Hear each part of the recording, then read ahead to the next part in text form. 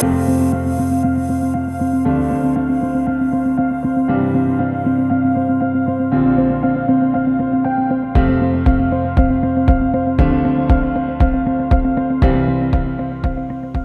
and welcome back to The Focus. 3 weeks after President Trump's inauguration, and the state of both America and the world have been disrupted. The American people, jaded by the old way of doing things, voted for disruption, and disruption is what the American people got.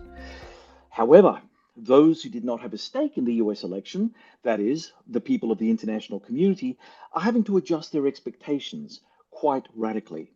Trump's Gaza plan, US Defense Secretary Pete Hegseth's address to NATO, JD Vance's address to the Munich Security Conference, and Trump's proposed outreach to Putin on Ukraine illustrates growing disquiet at new realities. Are we facing a revolutionary moment in how America approaches the world, or are these all negotiating points for Trump's out of the deal approach to everything? Join us as we speak with returning guest Roy Casagranda, coming to us from Dubai, as we look at where Trump 47 is taking us. Roy, Happy New Year and welcome back to The Focus. Thank you so much. Now, Roy, we'll start off with Pete Hegseth, shall we? His address to the NATO Ukraine contact group. What did you make of his address, and what does this bode for Ukrainian President Volodymyr Zelensky and his country? Yeah, so I mean, the first thing I think Zelensky should do is invest in diapers, because if I was him, I would be peeing myself. Yeah. Every time the Trump administration, you know, in 45 and now 47 says anything anti-NATO, I think everybody in Eastern Europe needs to be really worried.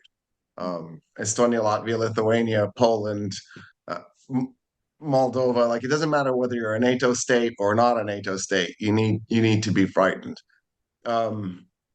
Just the fact that Pete Hegseth has said he's going to cut the size of the US military down, and has indicated that, you know, there needs to be serious concessions on the side of Ukraine. So, you know, I wouldn't be surprised if the deal that the Trump administration pushes on Ukraine would be to give up the 5 provinces that the Russians have annexed. It would be devastating for Ukraine in the sense that a lot of that is industrial zone. So it would be really rough for the Ukrainian state from a industrial capacity perspective to recover from that. It also means cutting off most of the Ukraine's coast. So it also would not quite make Ukraine inland state. It'd still have Odessa, but it would be pretty devastating for the Ukraine from a trade perspective, from a defense perspective as well, because it would also technically put the Russians on the other side of the Dnieper, if they gave all of the Kherson province, right? As things currently stand, the Russians are not on the west side of the Dnieper, but they've annexed the west side of the Kherson province. So in any case, I think this bodes ill for Zelensky, and I don't see why Trump would care about Zelensky or Ukraine. He's a transactional person. What's he going to get out of a transaction with Zelensky compared to what he's going to get out of a transaction with Putin? So I think that all of NATO should be concerned, and definitely Ukraine should be as well. Well, Roy, you know, there'd be some people saying that you know, Ukraine has now promised some $500 billion of rare earths to the United States, in the hope that maybe the United States will continue pumping military assistance into Ukraine. Do you think that that was a serious discussion, or do you think it was just fluff? Well, I mean, I'm sure that Zelensky would do something like that, because at this point I would be doing everything I could if I was Zelensky. So I don't think it's a bluff on Zelensky's part. I think the question is it enough to uh, counteract whatever Putin's going to offer Trump in return, right? Mm, Um, mm, mm, mm. I think the shocking or the alarming thing about the Trump administration from a foreign policy standpoint, so it doesn't matter what state you are on the planet, he has no loyalty to anybody, not to Canada, not to Yeah. Mexico, not to the Federal Republic of Germany. The only thing he cares about is the deal, Mm, and he may not understand the deal. So it's his assumption about what the deal is, mhm, and so you're stuck trying to get into his mind and then try to figure out what he thinks the equation is, and then he'll pick the heavier side of the equation time after time. For whatever reason, he's madly in love with these uh, heavy-handed authoritarian types like Putin mhm. or Kim Jong Un, and so as a result, I think his default setting will always be to lean toward those guys. So if I were Zelensky, I would be putting everything on the table that I have. Mm. It's just I don't know that it'd be enough. I heard that a subgroup, a European security subgroup called the Nordic Baltic Eight, stated their continuing support for Ukraine. But without the United States, does this really amount to anything significant? And also, what danger then does this have for those countries in the Nordic Baltic Eight? Obviously, they're a subgroup within the broader NATO. They're also very close to Russia. There's been some talk that perhaps Putin's next target may be a NATO state. What do you say about that? Yeah, I mean, I know that's definitely the dialogue that's going on in the Baltic states. Latvia and Lithuania, especially, but even Estonia, are very nervous, and they were very worried that the Trump administration, that a second Trump administration would be the end of their ability to be defended. I mean, Mm, it's worth pointing out that one of the reasons why there's the Nordic Baltic Eight and that they're all NATO states is Finland and Sweden literally just joined. They yeah. joined during the Biden administration because Finland realized that not being in NATO was pretty catastrophic. Um, Finland and Sweden have a deal where they're the Bopsy twins of Europe. Anything one does, the other one does. And and so Finland went to Sweden and said, we have to join NATO, but we won't join without you. And Sweden said, we've been neutral for, not quite 2 centuries, but pushing really close to 2 centuries. And we're willing to give up our neutrality because we have to protect you. And it was like this really painful moment for Sweden's identity as a neutral state. And they applied and they joined. So I think there is a sense that uh, a sense of fear in Eastern Europe that Russia is going to, try to reassert this a Soviet Union style or even a Russian Empire style, depending on which direction Putin decides he wants to go, empire that gobbles up a bunch of Eastern European states. And the fear is well founded. Look what happened to Georgia in 2008. Look at what's happening in Ukraine.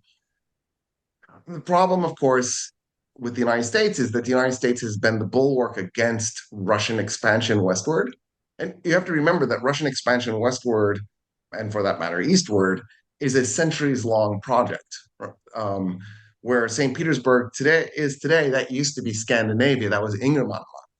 And, there's been this kind of push west. Finland was, during the Napoleonic Wars, annexed by the Russians when the Russians were allied with Napoleon, because Sweden, which owned Finland at the time, was allied with the UK, right? And so it was a moment of punishment for Sweden's mistake in being on the wrong side.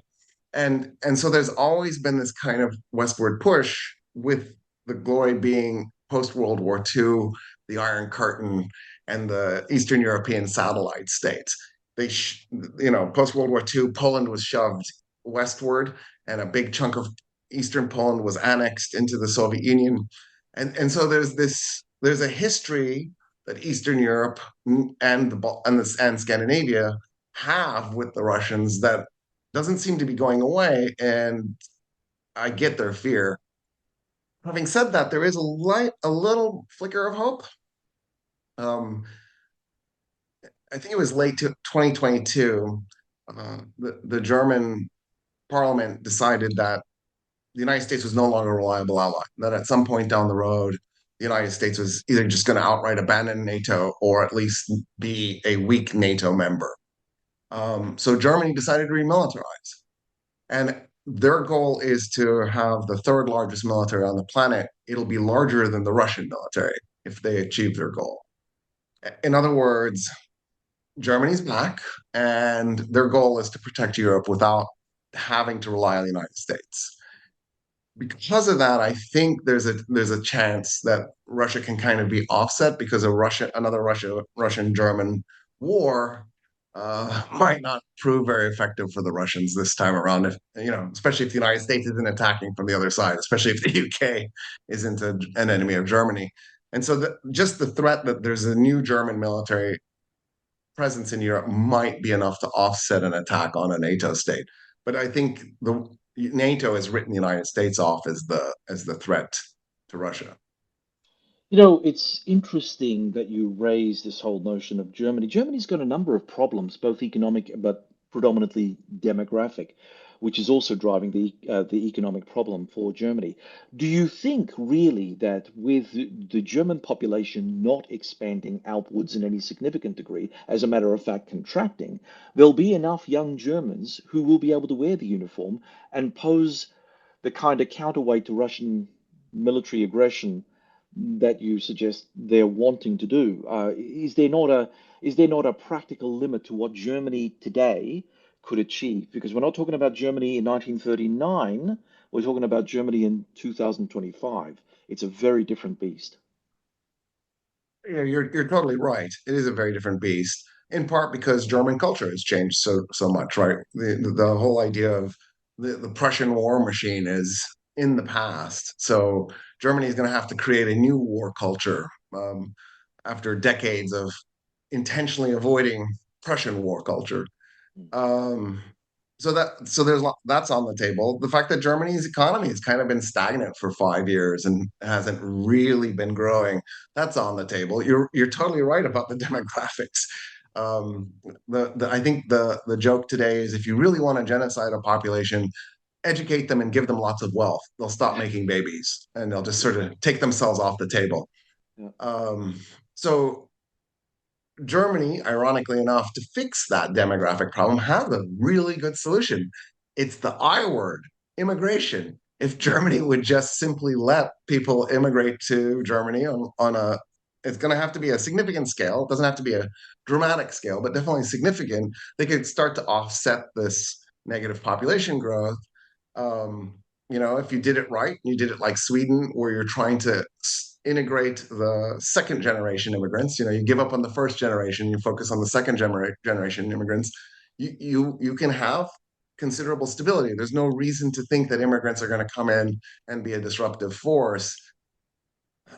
But the problem, of course, is the AfD, the AfD, is growing in popularity because of German anti-immigrant sentiment to the point where Merz, the fool that he is, just gave the AfD this big win by playing this really dangerous game by counting on their votes and trying to get this anti-immigration bill passed. Ironically enough, it didn't pass because the AfD saw that this was a great opportunity to undermine the CDU and improve their chances of a win in the next election. So, just the fact that we're in that situation makes me really nervous about Germany. yeah, yeah. A year ago or 2 years ago, my hope was in Germany, and now I'm thinking I'm a little bit less hopeful. Some of my colleagues on my LinkedIn network were suggesting, well, if all else falls over, the Brits peel off because of Brexit and various complexities within the British polity, then there's always good old France. France can step into the breach.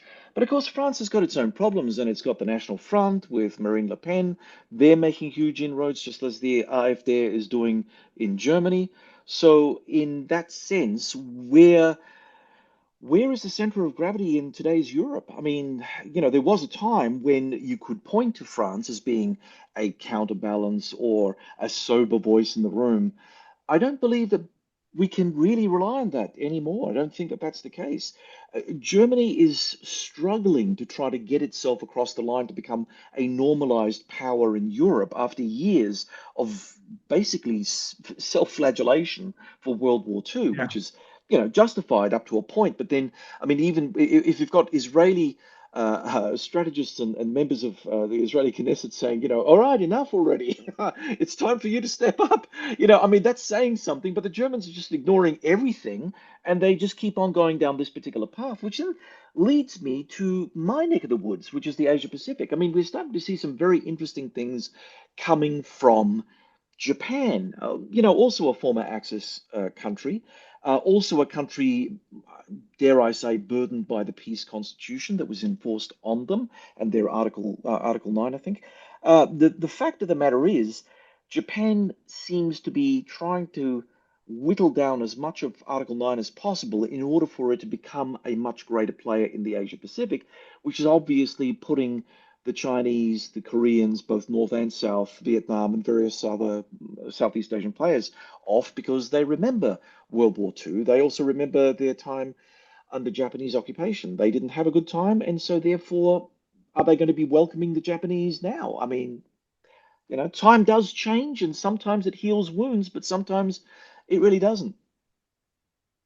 I mean, we're seeing that with the South Korea Japan relationship. It should be a much stronger relationship than it is today, and I think Mm, the primary reason that it's not is because South Korea is still bitter about what the Japanese did yeah. to the Koreas or to Korea because it wasn't Korea's yet. Mm, Um, and so yeah, Japan didn't do what Germany did. Germany spent a huge amount of time trying to, and you call it self-flagellation, but it was also a you know apology after apology after apology and making amends mm, and doing things like forcing their children to everybody has to go on a field trip to a concentration or death camp. yep. Auschwitz is sort of the prize, but obviously they would go to other places like Dachau as well, Mm, just to sink in. We made a mistake. We're owning it. We're ready to move on to a degree, right? Because you're right, Germany is still guilt ridden and it still hasn't fully moved on. In the case of Japan, they did what the United States did, right? We're just going to whitewash our history, pretend nothing happened, and carry on yeah. and try to avoid apologizing. There has been some apology done to China, but they really haven't made the kind of amends that they should have, and they're paying for it now because what should be happening right now is South Korea, Japan, the Philippines, Indonesia, Australia need to be creating an alliance group, and you're going to get hesitation from the Asian states because of what Japan did. Mm, Having said that, Japan has worked, you know, around its constitution a little bit. So Japan has never had a constitutional amendment, which since the United States gave it a constitution post yeah. World War II, Yeah. there was an attempt a few years ago to get it so that they no longer had to have a strictly defensive military. That attempt failed. The voters chose not to change the constitution. What Japan has done is reworded how it describes some of the equipment it's putting into its military. Mm, And so as a result, Japan now has two aircraft carriers. They're not officially aircraft carriers, they're officially destroyers. They have a flat surface. Planes land and take off from them. So if I call an aircraft carrier a destroyer, is it a destroyer? And they're named after two World War II aircraft carriers, and they're called a defensive thing. You don't if you're Japan, you don't need aircraft carriers for defense. Japan's already an aircraft carrier. mm, You if you're maybe if you're India, you want aircraft carriers for defense. But in the case of Japan, they the only reason you would ever need an aircraft carrier is for offensive. You mm, want to take the fight to somebody else. So the reality is Japan is doing something similar to Germany, and it is also remilitarizing. There's been rumors for years that Japan has also got a nuclear weapons program, and that at some point they'll announce that they have the nuke because they probably do already. I don't know how mm, true any of that is, but it's mm, fascinating to me that we're in a situation where Japan feels the need to remilitarize and is at least considering the possibility of having a nuclear weapons arsenal. So one of the things that Trump has definitely done is he's upended the United States' policies at the end of World War II. And mm, what the United States really wanted at the end of World War II was to make sure that Japan and Germany never remilitarized fully. That, obviously we had to modify that with West Germany because we needed them to remilitarize a little bit more than we had originally hoped um, during the Cold War. But the long-term goal was to keep Germany and Japan as satellite states of the United States, linked to the United States for all eternity, with small militaries, and then the United States would do the dirty work for Japan and Germany. So the United States would do the Korean War, the United States would do the Vietnam War, and in that way, Japan could just stay safe. And so Trump has changed all of that in just, really 8 years because he hasn't been able to serve this term yet. He's done what anybody who was a nationalist in Germany or Japan had hoped would happen. Um, and he's put a wedge between our allies, which of course is the Russian post World War II dream. Yeah, exactly. Well, okay. So we've spoken about Europe, we've spoken about Asia, but in your observation, what are the main or the key differences between how Asia and Europe are dealing with Trump? Because we've seen recently the Europeans are still suffering from, I don't know, post-traumatic stress disorder after they heard Hegseth and Vance. Um, and I don't know, the Asian side seems a bit quiet. You know, we tend to take for granted that the United States is going to shoulder in the burden on the defense of Taiwan when, you know, the reality is that there are huge question marks even over that now that Trump is there. But are the Asians playing the Trump card better than the Europeans, or are both of them kind of still trying to come to grips with it? Is there some sort of plan that you think that either one hemisphere or the other has to deal with the orange one? From what I can tell, and like my knowledge is definitely not uh, omnipotent by any means, but from what I can tell, it looks to me like most Asian states and European states are floundering and they don't know what to do, which Right. is disappointing to me because you had a few years to prepare. Like the Biden administration is disappointing to me because they had one job, and that was to prevent Trump from being president.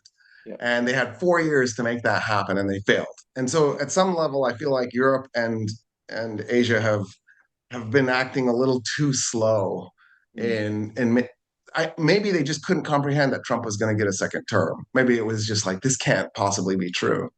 One of the situations right now is with the Philippines. So Yeah. on one of the atolls, there's a wrecked World War II ship, and there are Filipinos on it. The World Court has ruled that that atoll belongs to the Philippines. All those atolls right there belong. The Chinese have possession of multiple of them. So China is simply ignoring the World Court's ruling. But the Chinese go to this one atoll that has the wrecked ship and they fire water cannons at the Filipinos in an attempt to knock them off the ship so that they can take possession of this atoll. The first question in my mind is why does China need any more land?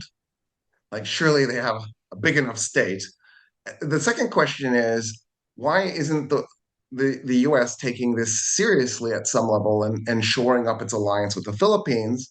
Why isn't Japan doing a little bit more to help the Filipinos out in this situation? There seems to be sort of this let's ignore it and hope it goes away kind of malaise. The poor Filipinos are trying their best to hold on to the situation. And it almost feels like the kind of malaise of the 1930s, Yeah. where, Chamberlain was like, if we just ignore Germany, eventually it'll work its way out. And of course, from history tells us that's not how you have to be a little bit more aggressive and you have to do a little bit more. So one of my hopes is actually Indonesia. They have a brand new president as well. He's been in office, I think, 4 months, and we have yet to see what's going to happen. But from what I've observed of Indonesia over the last few years, Indonesia seems to be generally going in the right direction. That uh, they could become a little bit of a local power. And if they Yeah. work with their neighbors, and I believe they have a little bit of cooperation going on. I know they have cooperation with Timor Leste and the Philippines and Malaysia on multiple issues. If that happens, coupled with Australia and Australia taking a little bit of a leadership role, I really think there could be some kind of resistance. The problem is none of that helps Taiwan. Yeah. Yeah. I don't know how anybody can stop China from taking Taiwan except the United States. So if the United States isn't in between in the Straits of Taiwan, in between the People's Republic and the Republic of China, I don't see how Taiwan makes it through the other side. So if I were Taiwanese, one of the things I would be doing right now is looking at how I can get some of my assets overseas to have a backup plan in case the PRC is a little too heavy-handed when they take over Taiwan. You know, there have been a lot of people suggesting that the window on Taiwan is closing. Some scamps out in the strategic studies community putting forward the idea that 2027 might be the year, or anywhere between 2027 and 2030, which is really around the corner in geopolitical terms. Um, Absolutely. yeah, the thing is, when you've got something like this happening in the background, it really requires levels of trust in your allies in order for them to actually meet your expectations. And at the moment, from where I'm sitting, at least in Australia, President Trump has been breaking trust all over the place. And look, honestly, if ever there was an illustration of this having be taking place in real time, it's what's happening in Ukraine right now. So that's probably the only other analogous situation for Taiwan to study and think, oh my God, this could be us. And the Americans may not turn up, and all of a sudden, the Chinese have sovereignty over Taiwan, and maybe not even a shell will be fired. So this is a real concern here, and I'm not sure whether we have the political strength at local levels to deal with stuff like this.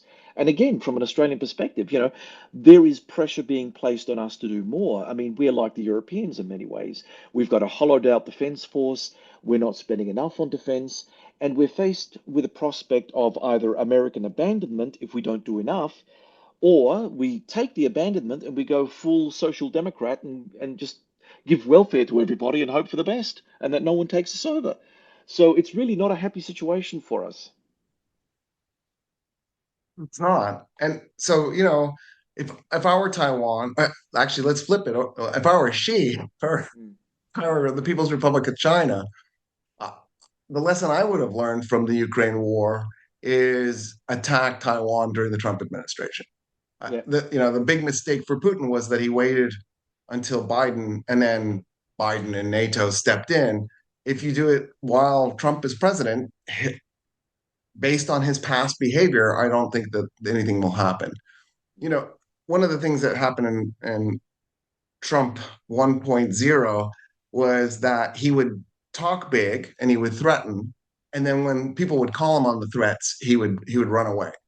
Mm. And so there's this level of cowardice that, by the way, I totally approved of. Just to be clear, like when he killed General Soleimani in Yeah. Iraq, Mm. right? Iran said we Iran. are going to retaliate. Oh, They did. They injured something like 200 U.S. military personnel, and then Trump went, since they didn't retaliate, there's no reason for us to respond. And you're like, no, they did. They did retaliate. And I was totally happy that he didn't respond, because the last thing I wanted to see was escalation to another war the United States will lose. mm. So at some level, I approve of Trump's cowardice. The problem is, in this particular instance, it doesn't help Taiwan any. And to be clear, I don't like it when states are split. So the fact that Taiwan and People's Republic of China are separate doesn't, just my default setting is, oh, this just feels like another North Korea, South Korea. This just feels like another East Germany, West Germany. And I think, as a general rule, that's wrong. Having said that, I also believe people should be able to determine their future and their outcome. So if the Taiwanese people don't want to be annexed, the majority don't want to be annexed by China, I think the world should support Taiwan's decision. And I don't think it's black and white, it's gray for Mm. sure. It's just I'm leaning towards Taiwan because I believe that people should determine their outcomes. Having said that, I just don't see Trump caring about Australia. I don't see he cares about New Zealand or Canada or Mexico or Denmark or anybody. What person stands up and says, I'm going to do a 25% tariff on your country and I'm thinking about invading it, when they're not only your largest and your second largest trading partners, they're your neighbors and your allies? Like, it doesn't even make sense. That's not art of the deal. That's not negotiation. That looks like extortion. That looks like what a mafia boss would do. And Yeah. the fact that some people think, oh, he's disrupting the system, but it's not like he's bringing something new to the system. He's just acting like an old style tyrant, an old style bully, and it breaks trust. It makes Mm. everybody realize the United States is not a reliable ally. He changes his position. within the same sentence he'll change his position. It's not even just day to day. And that incoherence he thinks creates the ability to negotiate better. But in reality, I just think he's disrupting the world system and making the world much more dangerous.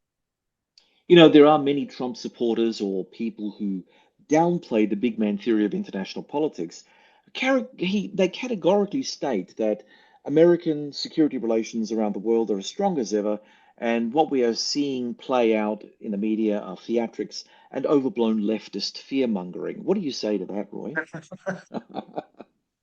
I had to put it to you. I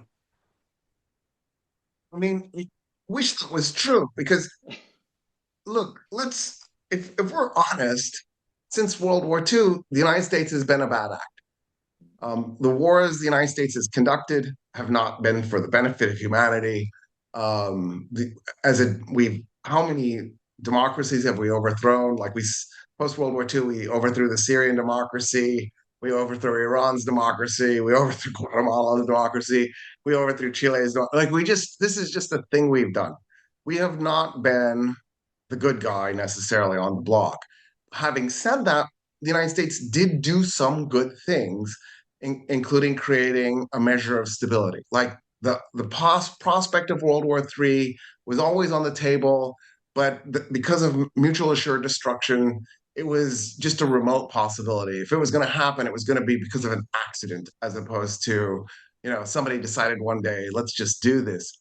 And and then you know the United States eventually did engagement with China and brought China into the global system, and that was obviously a good thing because the world would get more stability from having China integrated in. Now China has misbehaved on more than one occasion, of course. So it's not, again, it's not black and white. All of this stuff is extremely complicated, and if you this is one of those complexity issues where like the analogy I have is the asteroid belt. The planet almost formed in between Mars and Jupiter, and Jupiter decided one day that it was bored with its orbit and moved closer to the sun. And then, by the way, went back. So I don't know how planets can change their orbits, but apparently this is what it did. But when it did, the gravitational tides tore up the asteroid belt and prevented it from forming a planet. Now, the reason this matters is there's probably gold in the asteroid belt. So at some point, and other stuff as well, rare earth metals, you name it. So at some point, we're going to want to start mining this thing. The thing is there's how many? I don't even know how many objects. I'm assuming it's thousands of objects in this really interesting orbit around the sun. And you pull out one or two or three of these things, you probably won't change anything. But at some point, the gravities that they have are interacting with each other, and you'll pull out one too many of these things, destabilize the orbit, and some of them might come flying into the inner solar system and impact the Earth. And you just don't know how many there are because we have no computer system on the planet that can get past two bodies when trying to figure out how they interact with gravity, right? It's the three body problem. So if you have thousands of bodies, you're way past the three body problem. That's what politics is like. That's how international relations are. It's really complicated because there's so many actors. If it was just two actors, maybe you could set up a prediction model. And as a result, we need to be careful when we do things. And so, even though the United States, I have been a fierce critic of US foreign policy my entire career, even though the US makes lots of mistakes, I don't think flipping 180, obviously, it's not going to be 180 because suddenly the United States is going to be the good guy, but I don't think flipping 180 instantaneously is going to get you anywhere positive. It's just going to create a bunch of instability in a system that's too complicated to predict what that means. And I think that's the last thing the world needs. What we really need to be doing right now is working together and fighting global warming and trying to figure out what we can do as a planet to slow down global warming. Instead of worrying about Trump's agenda, there's only two genders, and I need to extract more wealth from the rest of the world. Those are not the things we need to be thinking about. One of the things that I thought of while you were talking, and that is that, if you bring in China and the United States and Russia in some form of triumvirate, maybe the combined power of China and Russia would be able to constrain American hubris, if you will, and maybe some form of stability will come back to the international community. It won't be anything like the stability that we enjoyed post World War II, but it might be something. What are your thoughts on that? Well, I'm a fan of a multipolar world. When we had the Cold War, it did create a sort of stability. There was instability in the sense that if you were in Somalia or Ethiopia, there was going to be a proxy war, right? And there was instability if you were in Angola and Namibia and South Africa. Mm, So I'm not saying that it was globally stable, but for the most part, there was a little bit of stability. When the Soviet Union collapsed, all of a sudden the United States became the hegemonic superpower, and it had a fantastic opportunity to try and push the world in a positive direction, and it abdicated that and instead pursued its own interests and avoided real diplomacy and real problem solving and did absurd things, and here we are, right? So apparently having a hegemonic superpower is a bad idea because that at least in the case of the United States, it destabilized the world at a time when we needed more stability. So I'm open to a multipolar system. The problem is, so Russia is too weak to be one of the poles. mm, Now it's trying to change that and become a superpower again, but it's not there yet. China obviously is really pushing hard against the United States, and so it's obvious that the United States and China are going to be in this equation. Putin's goal from the moment he became president was to avoid Russia becoming a satellite state of China by attacking Ukraine. He put himself in a position where he was forced to accept Russia becoming a satellite state of China. So he screwed himself up that way. India has potential. I hope Europe can figure out how to be one of the poles. And I'm also hoping that the eastern part of Asia. So and I'm basically I know Australia is officially a continent, but in my mind it's actually a really big island. So Australia I take offense to to that, Roy. Australia to Japan. Like, why isn't there that the cooperative zone working not just economically but militarily to create more stability? If something like that happened, maybe some kind of Middle East thing, some kind of South America or Latin American thing, I could see that working. The problem is I don't see states moving in that direction. There isn't the kind of cooperation that we should be having right now. The dramatic rise of the right globally is alarming, and I feel like instead of it's making it so that we'll have this multipolar world, I think what it's doing is it's fracturing. Um, the constant anti-European Union sentiment that keeps bubbling up in the right in Europe is scary and dangerous. Brexit was, of course, catastrophic for the UK, but if you started to lose too many more states, I think it would ruin the European experiment. Brexit might have been necessary for the European experiment because the UK was never going to be a full it Yeah. was never going to accept full province, Subjugation. you know, Yeah. hood. Yeah, no, you're right. You're um, right. but Scotland might break away from the UK and rejoin the EU, and that would be great. So at some level, I feel like at a time when we need to be really thinking about global warming and what happens to our children and our grandchildren, we're flying to the right and worrying about immigration and how many genders there are and these really unimportant, superfluous things that are driving fear and anger. And that to me feels like a formula for not just scapegoating internally, but scapegoating externally that leads to the types of conflicts that we saw in the 1930s. And my 1930s alarm bells are going off. I think 2025 is 1933 2.0, and I'm not happy about it. Yeah, look, I can see the parallels as well. But again, when we're talking about people and their political predilections, at what point in a democratic setting do we say, que sera, sera? The people have voted, they've voted for Trump, they're going to probably vote for the AfD, they're going to probably vote for the National Front, they're going to be voting for all these right-wing parties because for so many years, centrist or left-wing parties have been kind of deaf to their own constituents. People have It's been true. worried about, their identities. They've been worried about modernity. They've been worried about immigrants coming and displacing them. They are seeing their livelihoods and their lifestyles eroding before their eyes, and they want that to end. So when the big person comes on the street, and sometimes it's a woman, sometimes it's a man, sometimes it's, you know, as you say, it's not really important, but still, it's an individual, of some strength and some character who then says, "Well, look, follow me. I'll lead you to I'll lead you to the solution." And in actual fact, they don't lead you anywhere except into a huge crap heap. So this is a lesson that obviously we as humans have yet to learn. We have to bash our heads against the wall with another frenetic round of violence, both internally within our states and externally.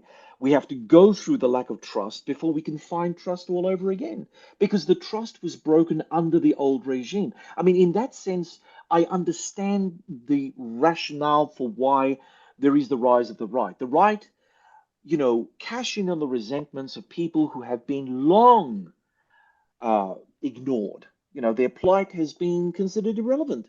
We are the elite. You do what we tell you. We will create the laws because we are superior. And after a while, people get tired of that rubbish. So, whether under one guise or another, stuff had to change. That it's changing in this way makes us all feel very uncomfortable because, there is something to be said that the old order was a lot of things, and a lot of things it was, but it was stable. And, people, even those who espouse revolutionary ideas on the right and on the left, people generally speaking are conservative in their approach. They don't like change. When they're confronted by change, they run a million miles per hour backwards when they say that when they see the tidal wave come toward them. So it's one thing to vote for someone in an election. It's an entirely different proposition when that person gets in and starts shaking up the joint, right? Yeah, I mean, we could see a pendulum swing on this. There's some indication in the United States that there's a little bit of a pendulum swing. My experience with the United States is you get this the new president comes in, people are angry, they take to the streets, and then 3 months later they forgot and they're back Yeah. to watching Netflix and smoking pot and they're done. Um, Yep. I'm hoping that's not the case because you actually, I think, tapped into something that I think is really important. This could be the catalyst that creates a new system that is based on a better way, right? Trump Mm. Trump might be the guy who helps us, and then the rise of the right in Europe helps us redefine the way we want to do things. So the United States has always had an immigration problem in the sense that we've always had this really powerful xenophobic thing. Like when German immigrants were first going to the United States in the 18th century, in the 1700s, Benjamin Franklin wrote this scathing piece talking about how they were lazy and they were going to steal your jobs. And Yeah. that's been the mantra ever since. By the way, Yeah. he then almost immediately afterwards opened a German language newspaper and began selling newspapers to the Germans because Ben That's Franklin was many capitalism. things, Yeah, he but was a he was a capitalist. capitalist. um, and so in a weird way, what we're experiencing today is the norm. It's not a departure from the norm, but there's an added component to this. So the U.S. is based on this idea that if you're a poor European, you can go to the United States, kill a few Native Americans, steal their farm because the Native Americans were already farming, steal their farm, take it over, and all of a sudden you own 40 acres of land. So all you needed to do was figure out how to get across the Atlantic. And then if you grow the right products and tobacco, maybe some cotton, and you gain enough wealth, you might be able to buy some slaves. And so you got free land and free labor to build your wealth. And so, in a weird way, there's part of the US psychology is that I shouldn't have to work that hard and I should end up as a billionaire at some point. Like, I think the average American is a temporarily embarrassed billionaire. They're just waiting for that to happen that launches them into that wealth. But because of the labor movement in the United States, really serious inroads into a better quality of life for the average person were made. So that by 1973, the United States, it was by no means egalitarian, but that was the high watermark for the United States in terms of wealth distribution. So, one stat that I think helps frame it is the top 1% made 8% of the wealth in 1973. Right. Today, the top 1% makes 40% of the wealth, and then the next 15% make another 40. So the top 16% make 80% of all that's generated. And by the time you get down to the bottom 60%, I think it's 0.7% of the wealth that they're splitting. And so, the United States is a third world country because that's what you expect in third world countries. It's not first world. There's much more, there's a much better wealth distribution. It's just a really rich third world country. But it wasn't in 1973. In 1973, there was a much better wealth distribution. And the United States looked like it was becoming a more egalitarian state. It was down to like a 42-hour work week.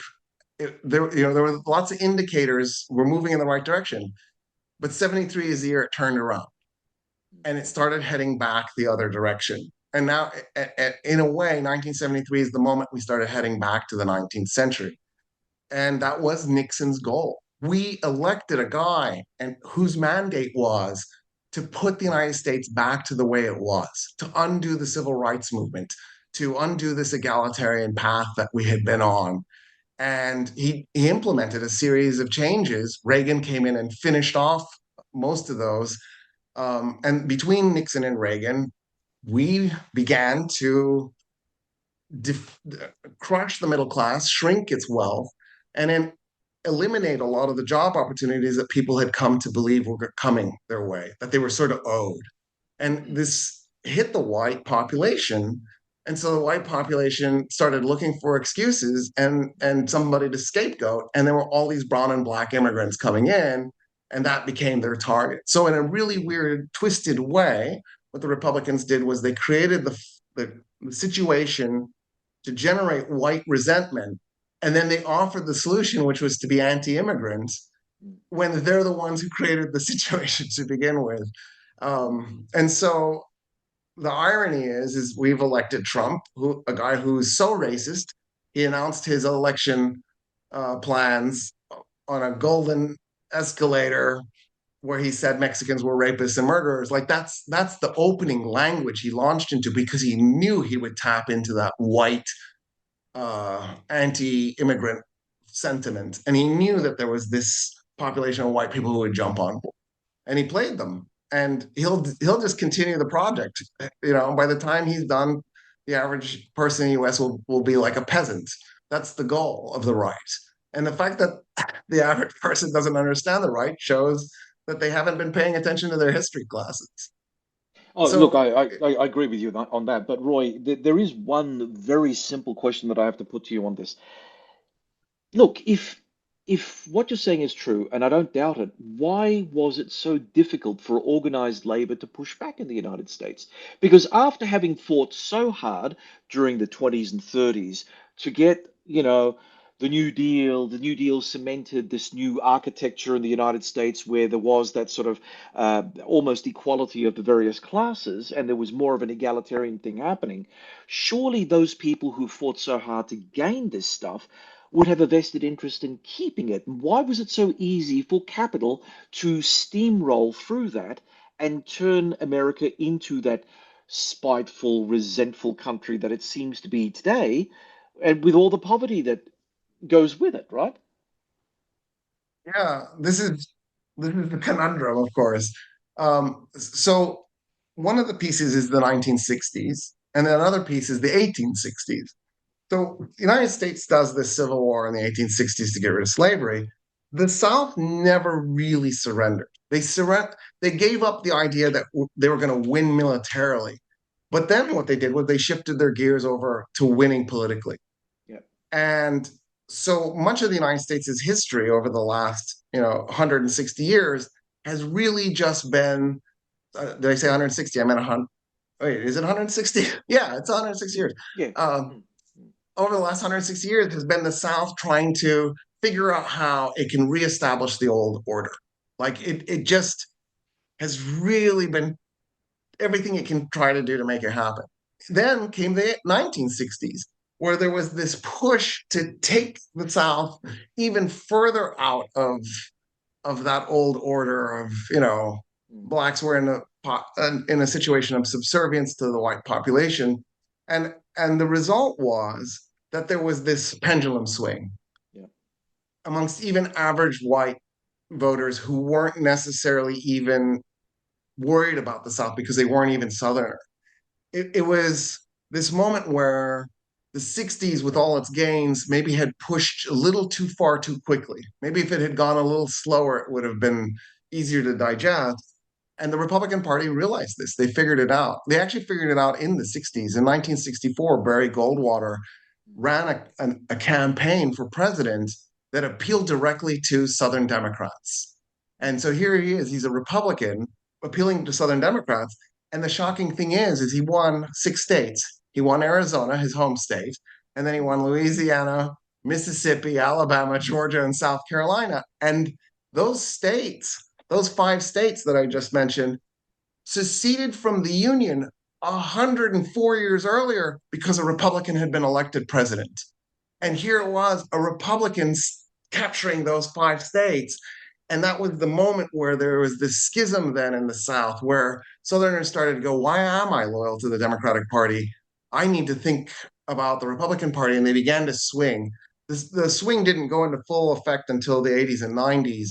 Reagan got up in the 80s and he said, there are two parties in the United States: a liberal party and a liberal party and a conservative party, and the Republican Party is the conservative party. And all of a sudden, all these conservative Democrats went, "Wait a minute, I'm in the wrong party."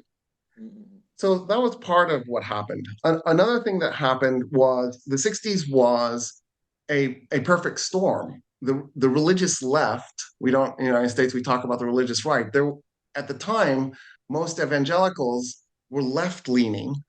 And so it's a little weird to call them religious left, but they were. And what the reason was is they had read the New Testament and they thought that Jesus cared about the poor. And as a result, they believed it was their duty to care about the poor. And they got together with these socialists and liberals who were, in the streets protesting for civil rights, and the unions. And the three forces combined together. And that's what the civil rights movement was. It was students, liberal and socialist students who were in the streets. It was the religious left and unions working to try and dramatically and quickly flip the United States. And they made major strides, but that's one of the things that happened with Nixon's victory in 1968. That was the pendulum starting to swing back. And then, of course, by the time he got to Reagan, the pendulum had swung so much that a lot of those 1960s protesters had suddenly become Republicans. There was this argument whether Kamala Harris was X generation or a baby boomer. And, usually people put 65 as the baby boomer moment, and that would put her as a baby boomer. But that doesn't, the joke was, and I might have been the one posting this on Facebook, the joke was that she couldn't be a baby boomer because she wouldn't have been 18 in 1980 to vote for Reagan and then defy everything she had stood for when she was in the streets in the 60s protesting.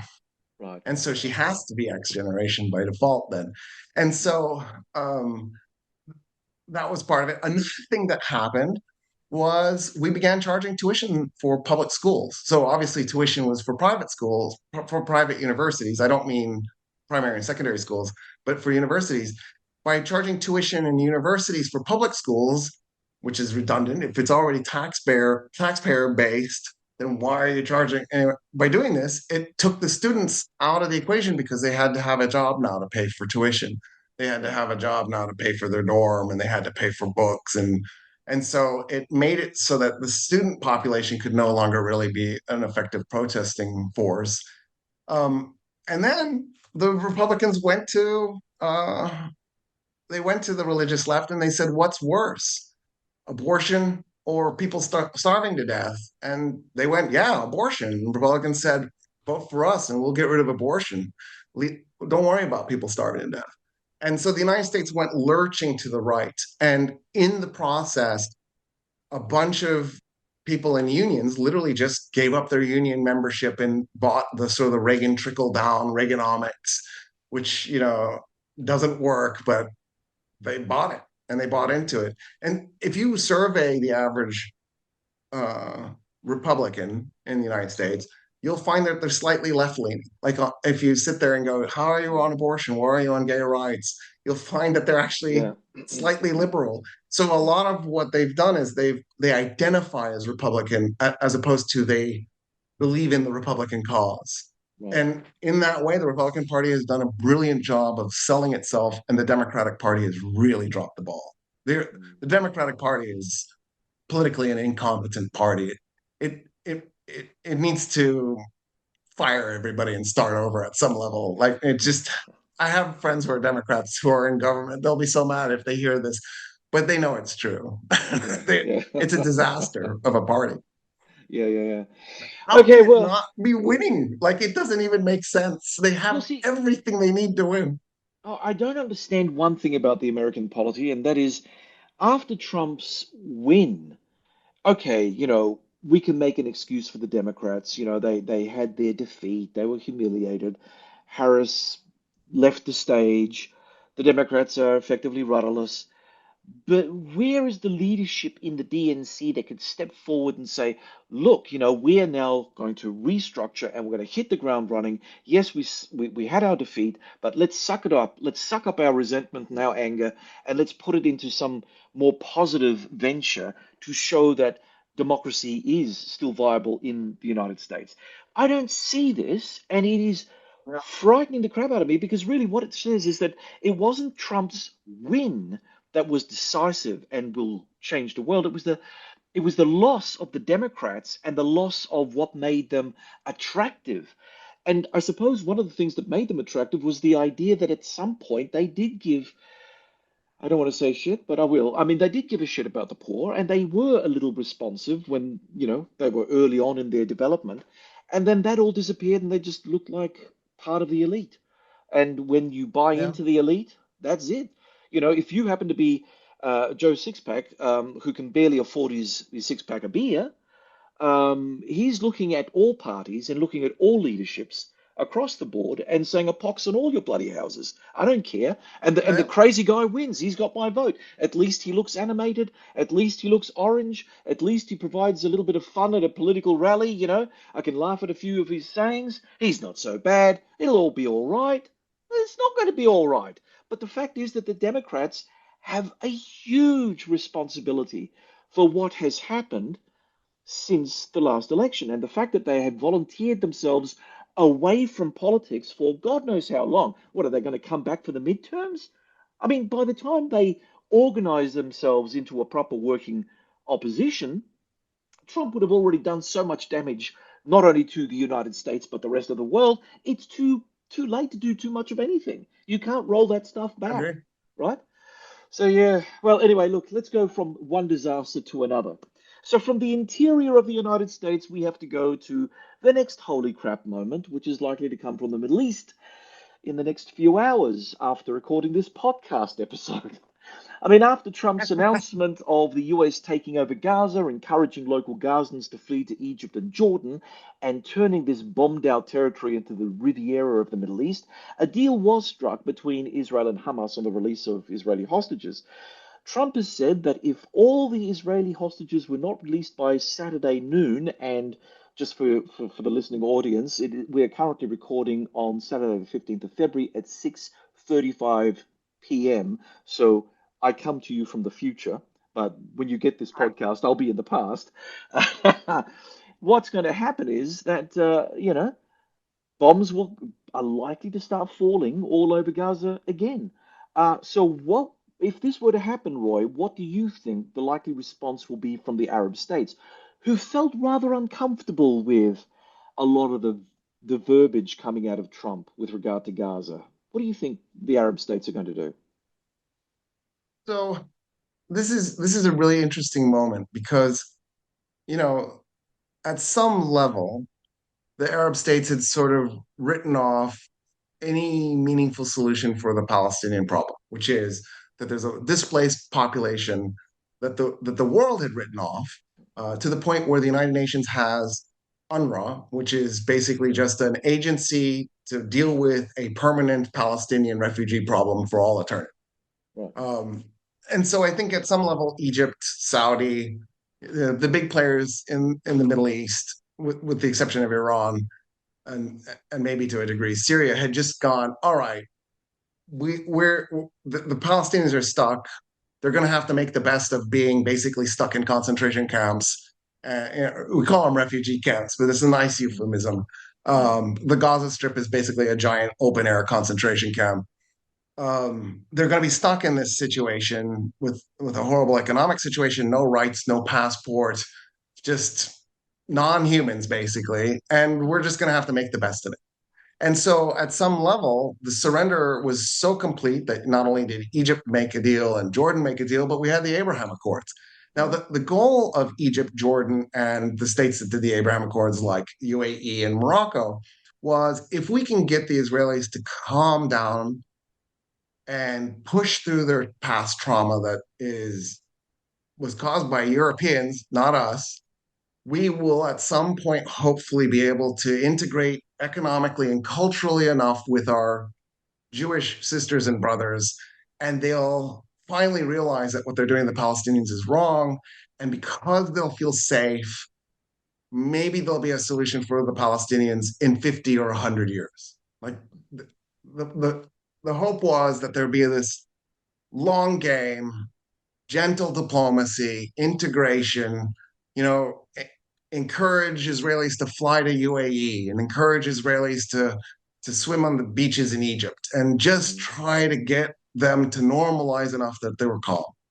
Yep. In the midst of all of that, we got this catastrophic genocidal event where the Israelis just murdered tens of thousands of Palestinians in a very short period of time to get vengeance for what happened on October 7th. And the fact that it became clear that it was no longer just about October 7th, that this was probably a land grab and it was definitely vengeance on a scale that was completely unnecessary.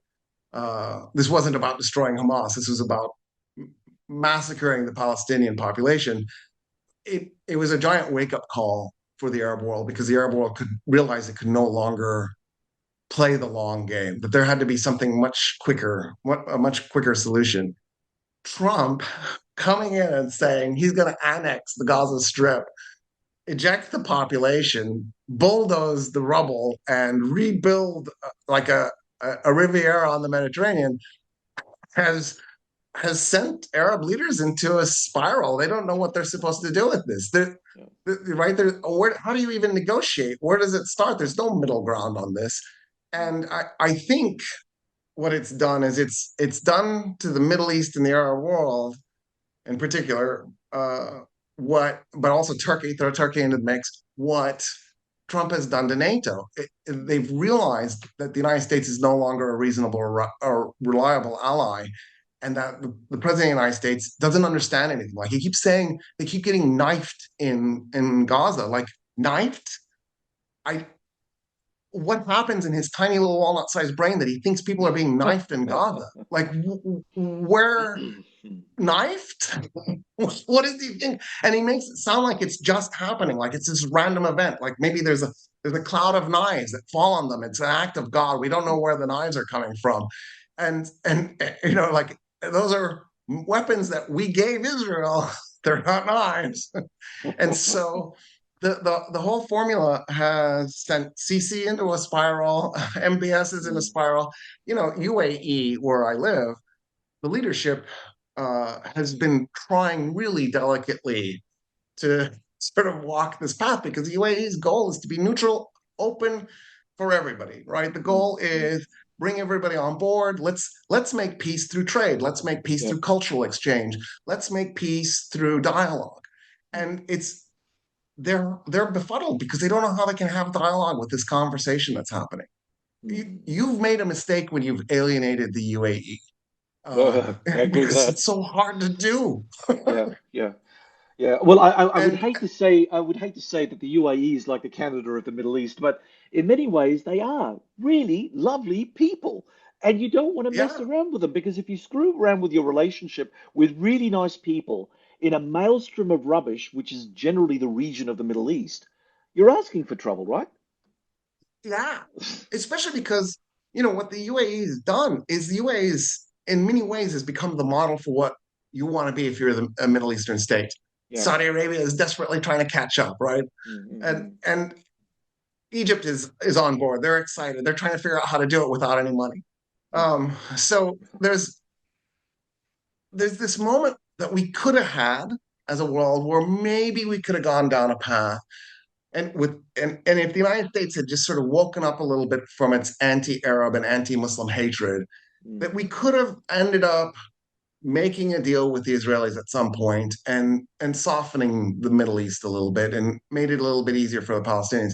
Yep. But the result is that Trump is saying the most absurd, insane thing imaginable at this point. Like he's going to eject the Palestinian population. How is this not a crime against humanity?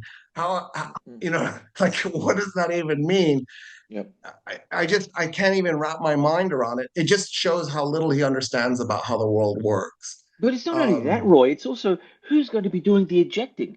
So Trump has said, all right, we're going to own Gaza.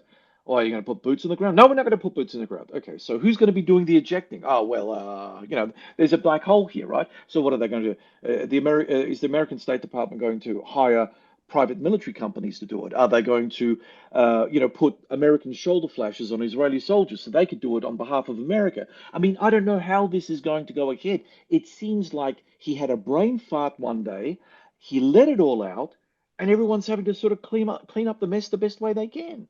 Although, although, and this is where the countervailing aspect comes in, and that is it's so crazy. It's the whole madman theory of international relations that Trump subscribes to. That perhaps now that the Saudis are scrambling to find an alternative solution to Trump's plan, isn't this exactly what Trump wanted? Local ownership of local problems. I mean, his plan is crazy. It doesn't bear any semblance to a policy that you could put forward in the real world, but it is making local people scratch their heads to figure out the solution. And maybe Trump will then say, well, you got the solution, there's Gaza, go for it. I mean, it could be that crazy. I don't know. Maybe I'm barking up the wrong tree. I mean, I hope that it's that crazy and that's the goal, right? Wouldn't that be Yeah, great if this guy is yeah, just actually a genius and he's yeah. figured out a way to solve problems? Um, for the record, before 1967, there was local control. The West Bank was officially annexed to Jordan. My mother brought Mm, a souvenir back and it says Jerusalem, Jordan. I still have it because I mm, was mm, like, mm. oh, Yeah, yeah, what yeah, is this? yeah. And, Gaza was under Egyptian administration. The Israelis don't want there to be a solution for this because Mm, they at the end of the day they want the whole thing and the way to get the whole thing is to ethnically cleanse it.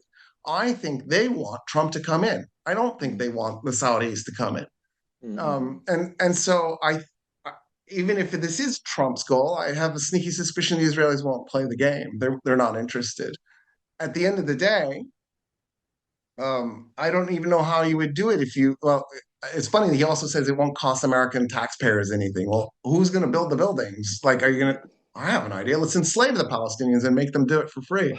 mm. Um, Elon Musk's robot force will do it for free. that's it, and it'll be Yeah, built with AI. yeah, it will AI be. will do it with the Yeah, robots. It'll be yeah. amazing, incredible. The most amazing thing you've ever seen. So, what would it look like?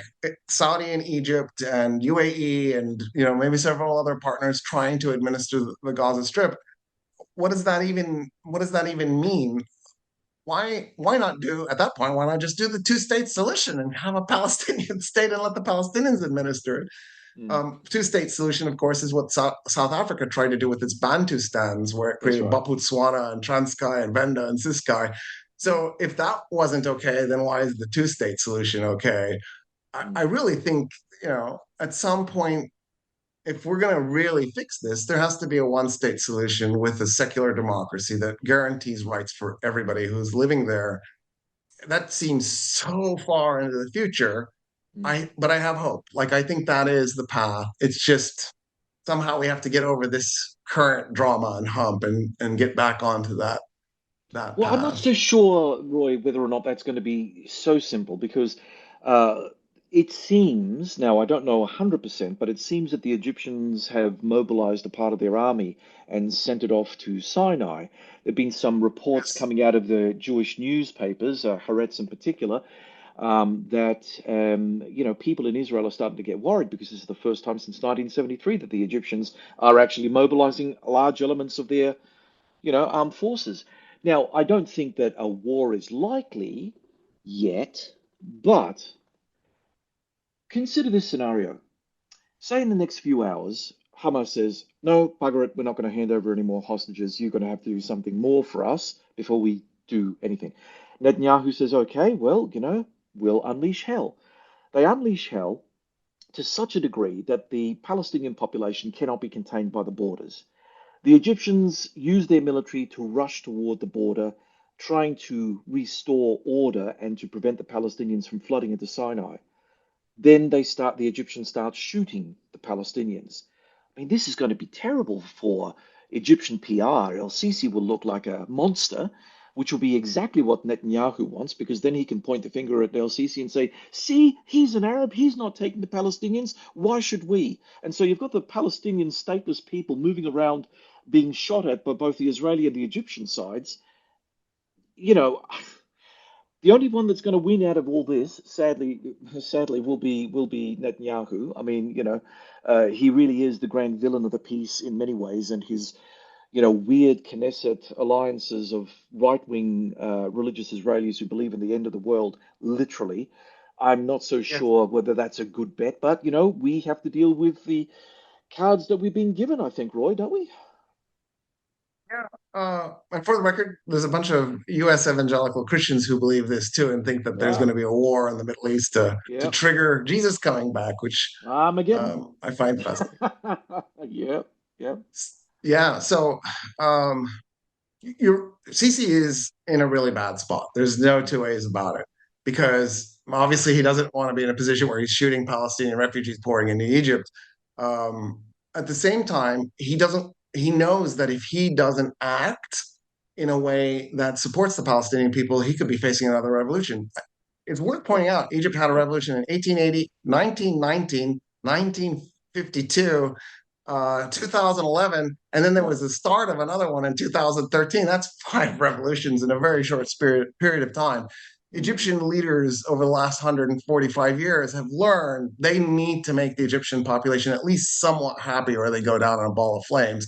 And yeah. considering the economic problems Egypt's been having, the last thing he needs is to look like he's collaborating with the Israelis and Mm, not taking care of the Palestinian problem. So for him, I think his move into the Sinai is a threat.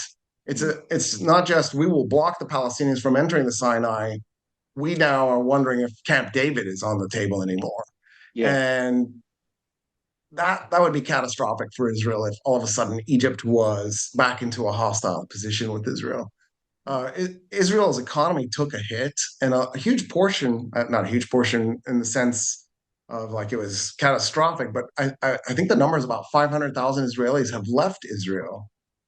When you consider Mm, that there's 6 or 7 million Jewish Israelis, right? There's like 2 million Palestinian Israelis.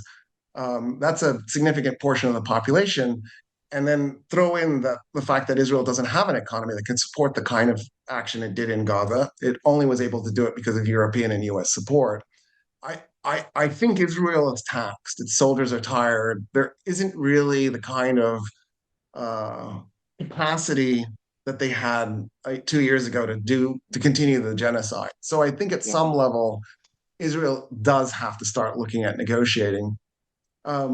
What just popped up on my screen as I was talking was that From three CNN. Israeli hostages were just released. I was about to say that because it popped up on my screen as well, and I was going to say, well, maybe we're doom porning it too much, but Yeah.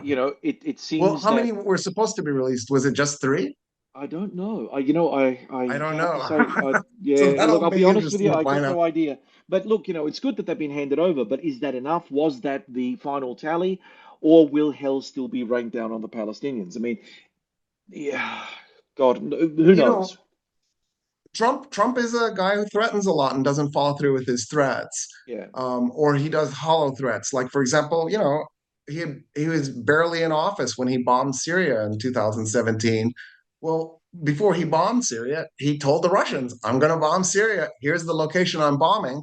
So not Mm, only did the Russians evacuate the airfield, they told the Syrians there to evacuate the airfield, and the dirt runway. So he just put potholes in a dirt runway. Like it was bluster, but there was the United States lost millions of dollars worth of bombs, mm, causing tens of dollars worth of damage.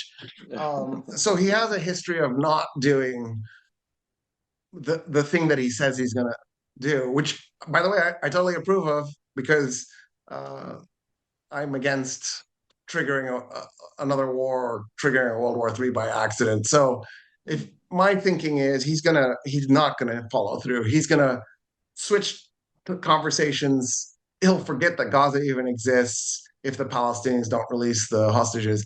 If I were Egyptian and Saudi leadership right now, I would assume he's bluffing on taking over Gaza and he's not going to even try.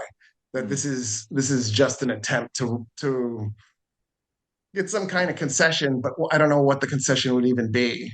Yeah. And if I'm wrong, I'm happy to eat crow about this, but I do think this is all just a giant bluff at some level. In part because I don't think he's thought it through. I don't. Mm. What what is the United States going to do? He says he's not going to put boots on the ground. That's the only way to do what he wants to do. And also, you know, Hamas is an experienced fighting force that will continue to do guerrilla tactics against him. So the United States will get itself in another war it can't win. Mm. Um, How it many would couldn't that win in rack up then? Afghanistan. Yeah. Yeah, it's like how many wars do we have to lose? Why are we doing this? Why can't we just? I have an idea. Why don't we attack Germany? We've won twice against Germany, and they'll give us a good fight. I just, as a person who's part German, I Uh, want to throw that out there as an option. as a person of part Austrian descent, I would say, well, maybe not this time round. Maybe in 1939, but not now, because of what we were saying about Germany earlier and how it's been completely neutered. So if America wants to pick a fight with Germany, good luck. They'll have it. They'll have it for sure. Look, I'm John Bruni, and you're listening to Sage International's The Focus podcast from Dubai in the UAE. We're speaking with Professor of Government at Austin Community College, Texas, Roy Casagranda.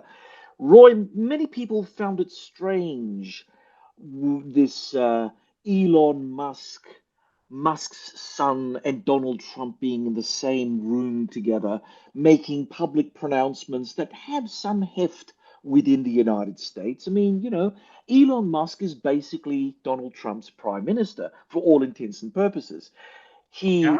He smacked down those overpaid, incompetent bureaucrats because they're unelected officials, and yet he is himself an unelected official anointed by the Orange One. So what I'm wanting to find out is what is the deal with Elon Musk? How did we get to a point where this guy has really got his hands all over the instrumentalities of government? He's sending him his teenage hit force into various government agencies to lock bureaucrats out. I mean, obviously, as you were saying with the whole asteroid analogy, you start picking at certain things, it may be okay. But when you grab a little bit too much and then there's that deep, deep instability, the whole system caves in. And the irony of that statement is that many of the people who will be affected by Musk's uh, great reforms are going to be the MAGA base because they're lower middle class, struggling to make ends meet in the bureaucracy, happy to have a job, and all of a sudden the job gets taken away because of efficiency measures that Musk puts in. And I don't see universal basic income coming in from Musk to save the day, because at least if he had universal basic income as a properly pegged strategy that he can roll that out, people can then still, pay their mortgages, educate their children, and do stuff. But that's not on the table. He's just taking stuff out of the equation and letting the government scramble around to find out what's happened. Effectively, what he's done is he's taken the US government, thrown it up in the air, whatever lands, maybe we can use, or maybe we don't. I mean, that is a dangerous situation to be in, yeah? Oh, totally. For one thing, we're going to lose a lot of talent. Yeah. Yep. I'll give you just a small example of that. You know, you have to show up to work now and Yeah. you can't do virtual. Well, a bunch of the government's talent is in California or Washington State or Illinois. And the reason why they had that talent was they had offered those guys virtual work. So you'll lose that talent because those people aren't going to want to move to Washington, D.C. Mm. Um, so that's on the table. They're thinking they're going to find a bunch of graft and corruption. I have no doubt that they're going to find spaces in which the United States government wasn't efficient. The United States government, like every state, has to constantly do this, finding where the corruption is, finding where the inefficiency is or the incompetence is, and try to clean it up. Mm. This idea that there's this deep state, there's just the state. I don't know why it needs to be deep. It's already there. It's the state. Yeah. The idea Yeah. that Good there's point. this deep state that's corrupt and it's inefficient, yeah, $400 hammers. The Department of Defense is famous for having these money situations where the money isn't accountable, right? They don't know where it went, and then they had to go buy a $400 hammer. They actually only paid $10 for it. They just put 390 on there so that they could balance the ledger. Yeah. Um, Yeah. but that's not. They did say that they're going to go after the DoD. I bet they don't because Mm. that's a part of their base. But you know, you're not going to find that by deleting the Department of Education. Deleting the Department of Education just deletes you're not going to get rid of its inefficiency. You're just getting rid of it. You're throwing the baby out Mm. with the bathwater. Mm. Um, it might be that we should break things up and shake things up, but you would want to do it slowly, one bureaucracy at a time. Figure out where the fat is, cut it out. Uh, Both the Republican Party and the Democratic Party are responsible for any fat that's there. So Mm. there's work that could be done. I'm not saying there isn't. Just this isn't the way to do it. Yeah. Yeah. This is madness. In part because who's going to fill the gap that the Department of Education was filling? If you shut down the VA, who's going to take care of the veterans? Like you said, the people who were most benefited from this are the guys who voted for Trump. This is one of the conundrums too.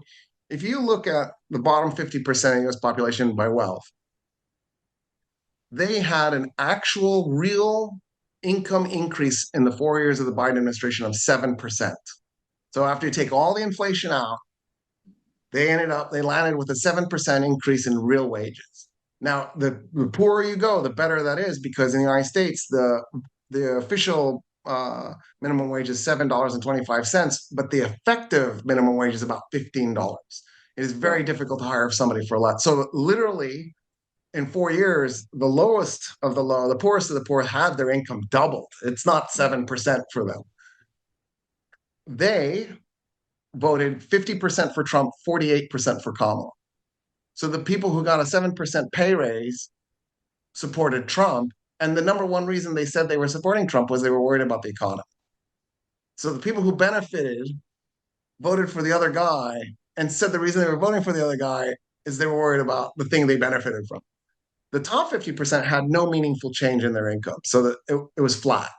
So they could be, maybe they're grouchy because they wanted to see an income increase, but any income increase they had was offset by inflation. They were 50-50. So Mm. the richest Americans who didn't get any benefit from the Biden administration in terms of income were just as likely to vote for Kamala as they were for Trump.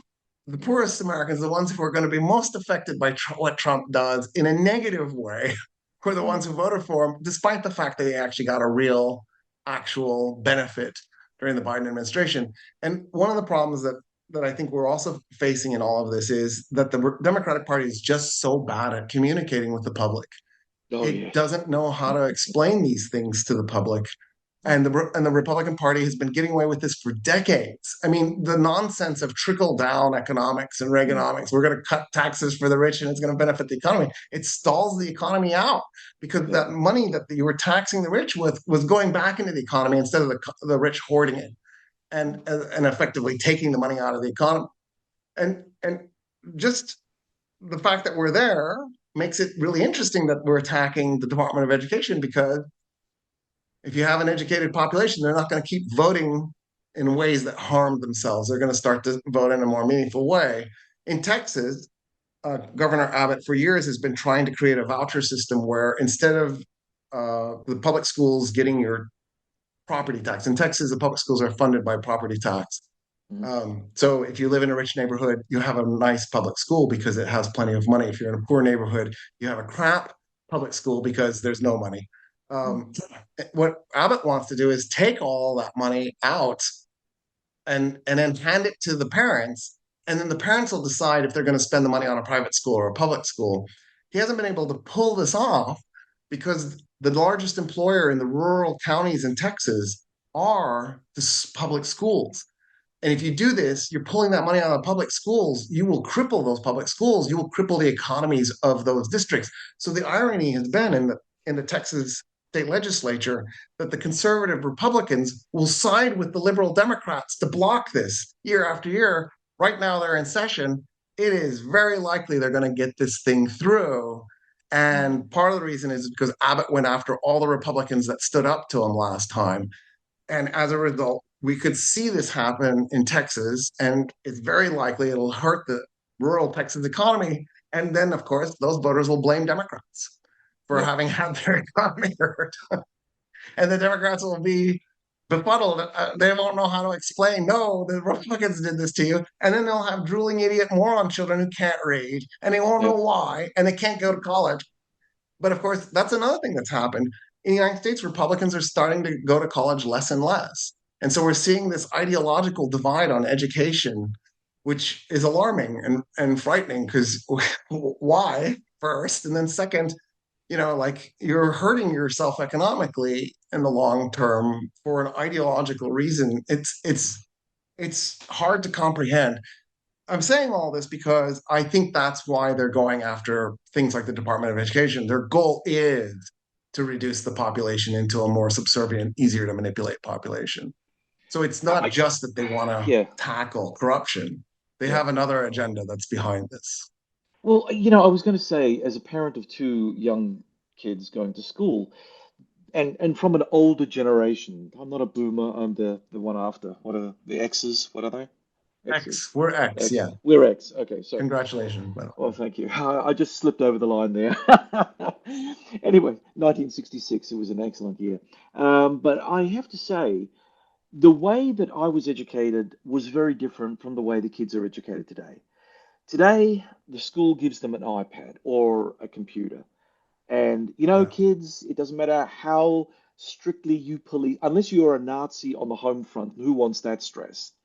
The kids will work around you, they will go onto their games, they will do things that will amuse them, but they won't be having that curiosity to find out, well, gee, I wonder what dad's doing in the office talking to that guy in Dubai. They won't have that natural sense of curiosity to go out and find out. And I'm seeing that not just in my kids, but I'm seeing that in this generation of children that are now being sold on the idea that technology is going to be the solver of all their problems. Their homework can be done by ChatGTP, and if it isn't done officially, then unofficially people keep on putting their homework through ChatGTP.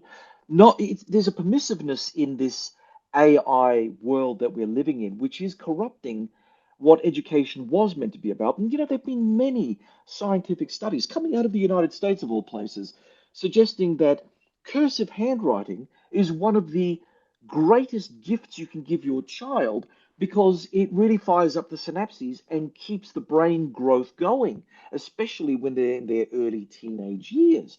That would be something that we ought to be focusing on at schools rather than handing out iPads and Lenovo Yoga Flex pads and all that kind of stuff. Because really, it's only making money for the tech bros, but it's not doing anything for the kids. The kids are using these tools not as tools, but actually as toys. And this is something that we have to recognize. And no one's recognizing it, not in the US, not in Australia, pretty much nowhere else in the West that I'm aware of. I think that people are uneasy about all of this, but they don't know how to articulate it. And they don't know that going back a step is probably a good thing for all of us.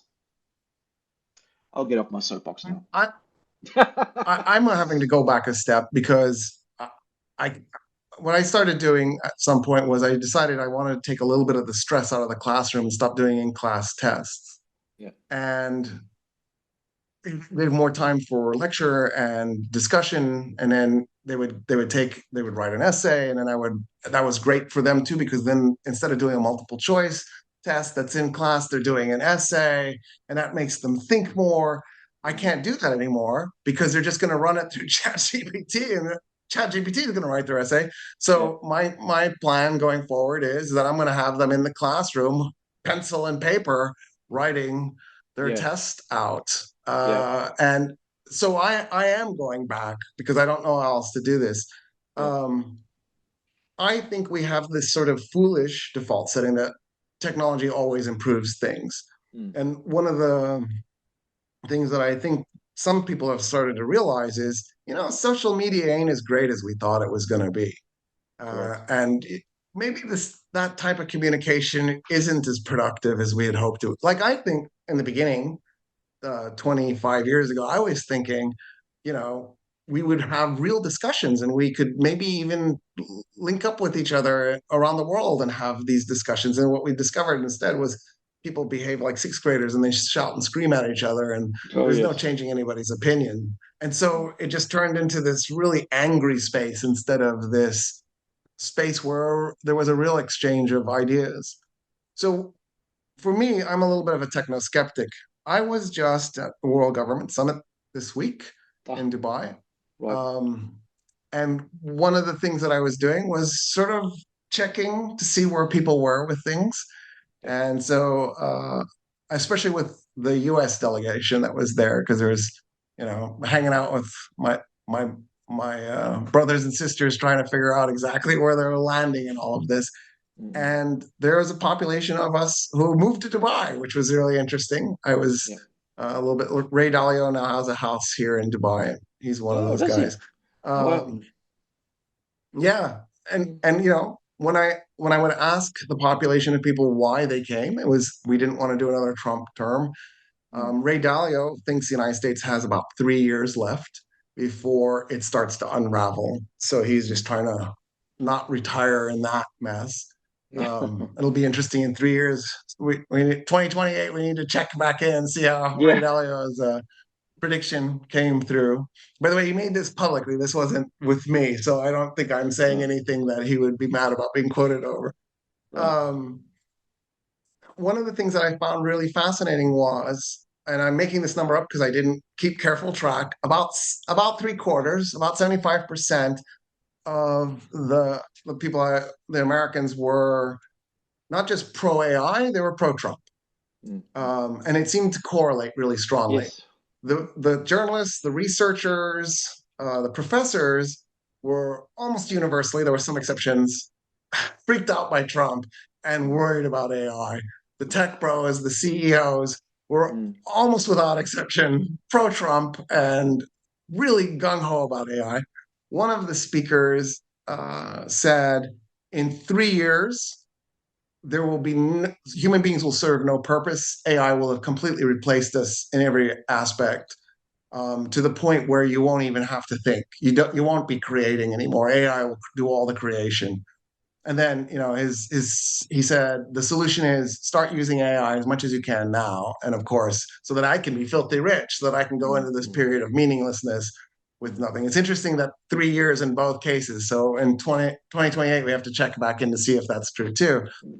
And the thought that popped into my head was, wait, I will serve no purpose? You just took away meaning. Like, Mm. what's the point in living? To watch Mm. Netflix all day? Mm. Like, don't get me wrong, I like Netflix. It's just, Yeah.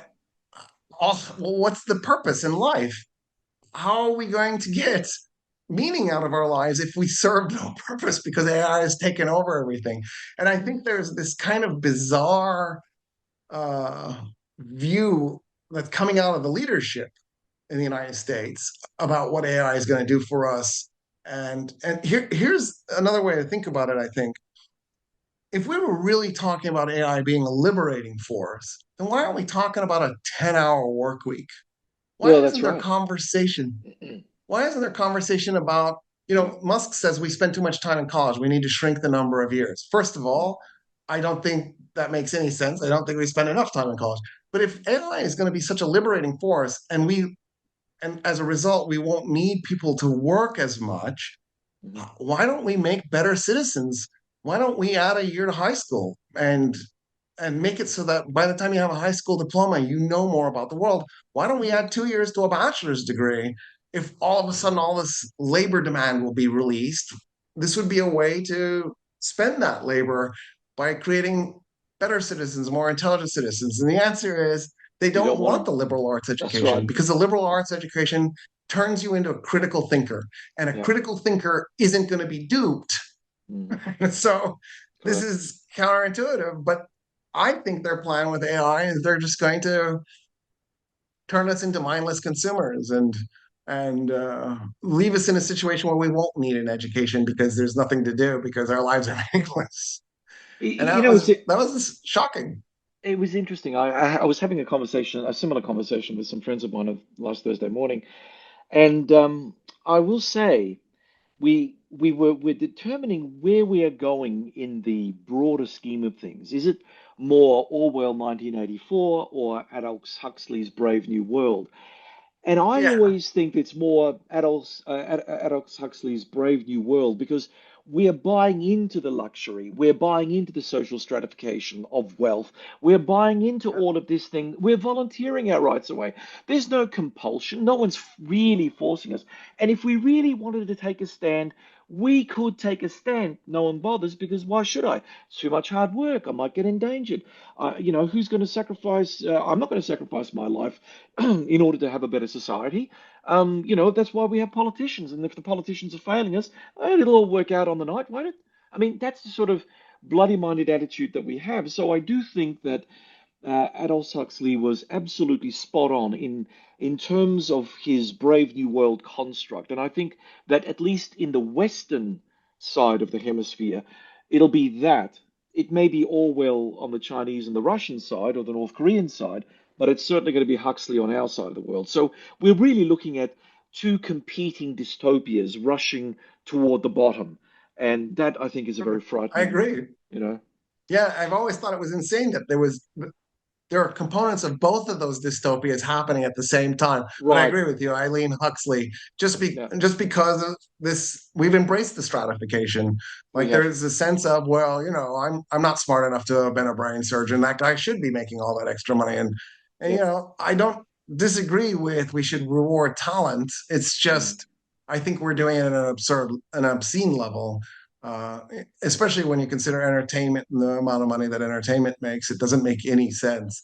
No, exactly. One of the things I also found interesting is people who had previously been really critical of Trump have Mm. suddenly flown over and now they're in the Trump camp.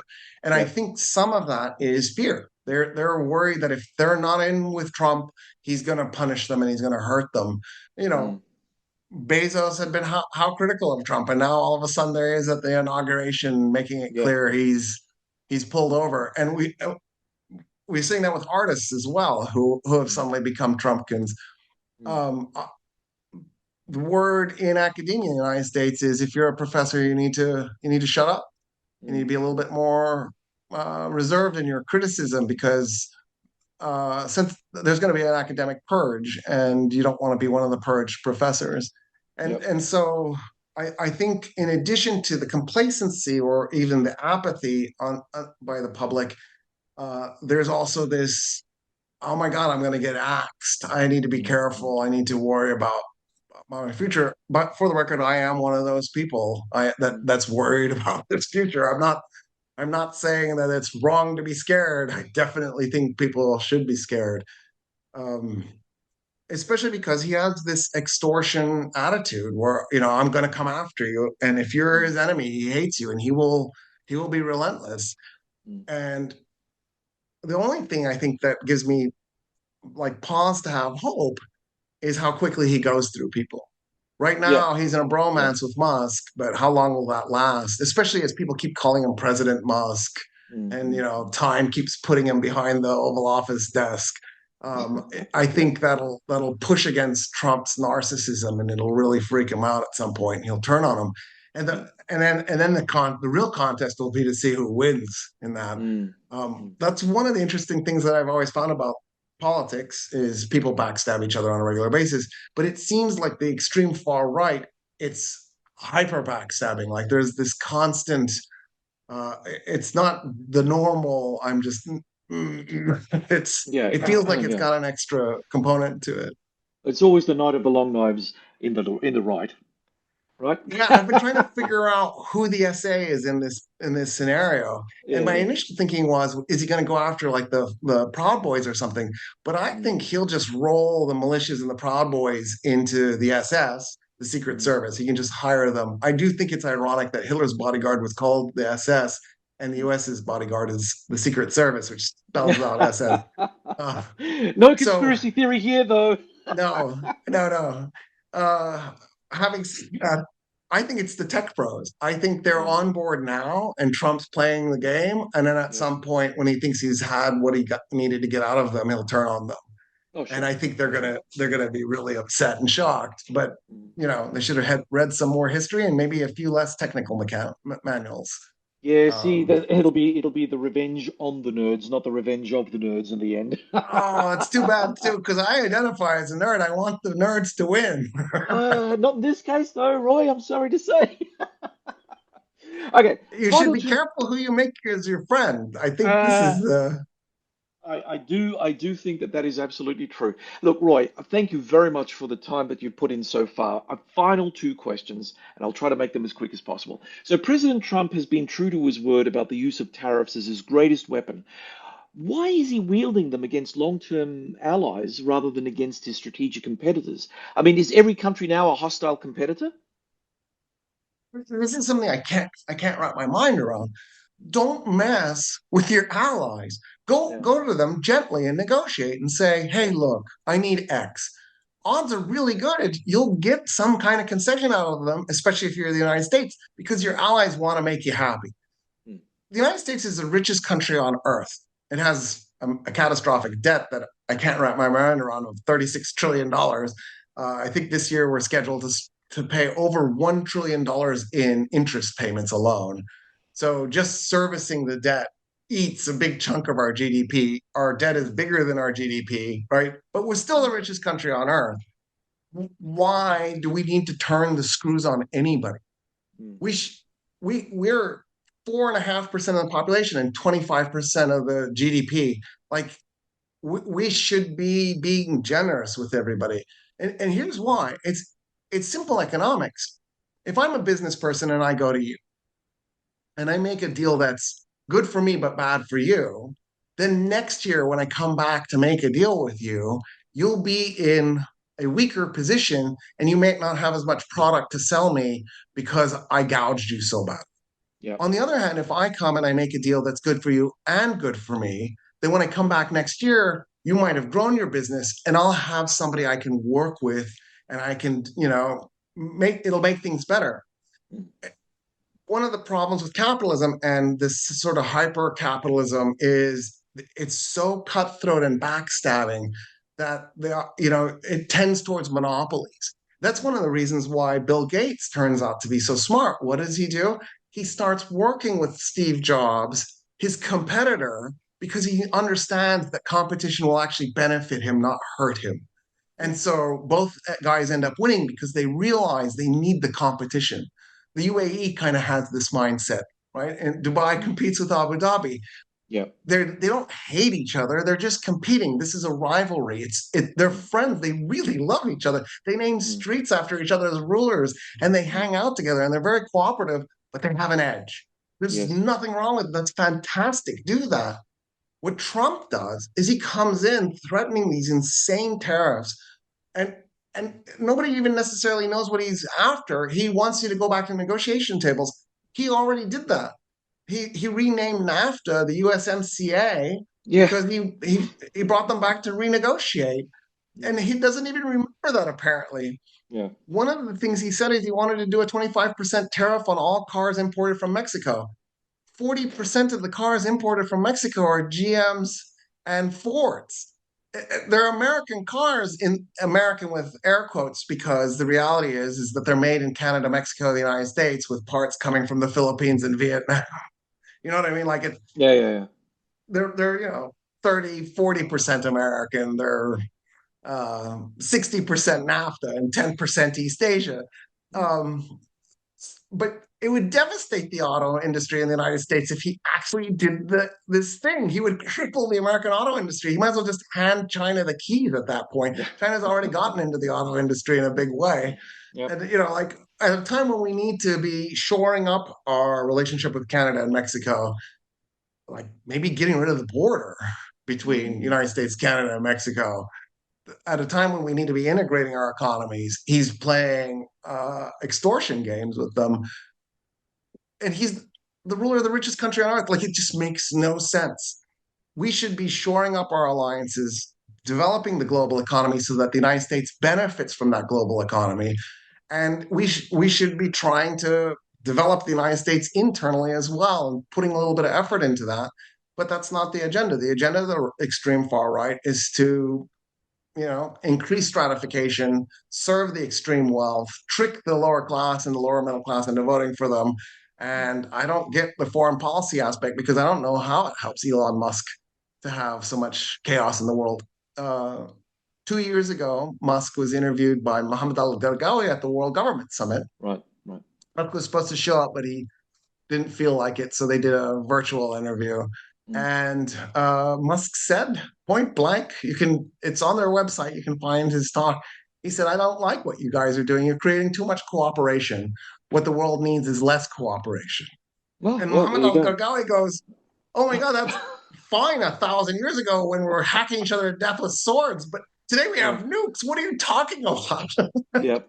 Yep. Yep. Yep. Yep. My God. and uh, and I heard His Excellency's remarks. I was like, thank you for pushing back on this. Where does this coming? Where is this coming from? Even and that's I think Trump and Musk's mindset is that somehow creating all this chaos is going to lead to something good. I just, I don't get me wrong. A little bit of chaos is definitely good. Competition is definitely good. This is weird. This is attacking your friends, and it's Mm. so transactional.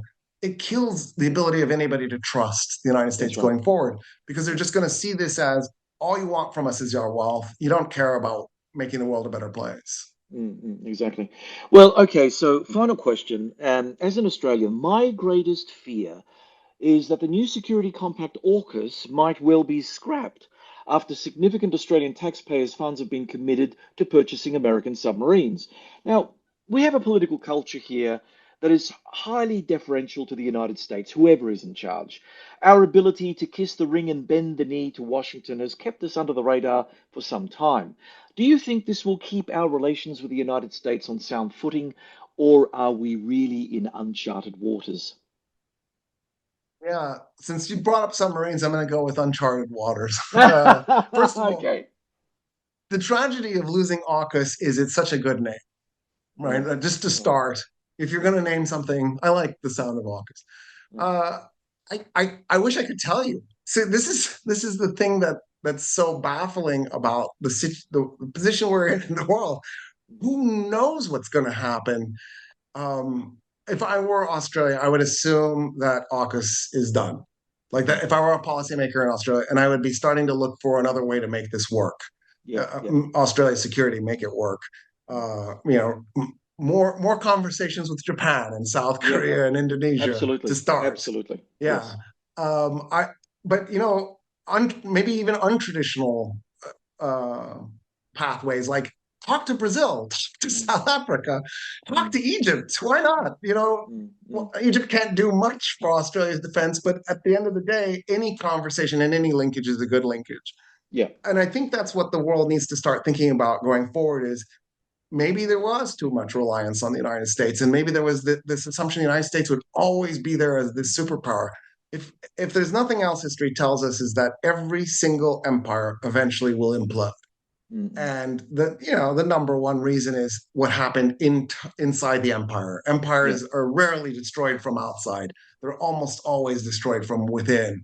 Mm, And I think that's what we're seeing. We're seeing the United States in its dying in its death throes, lashing out and trying desperately to try to figure out what to do. The tragedy is we know what to do.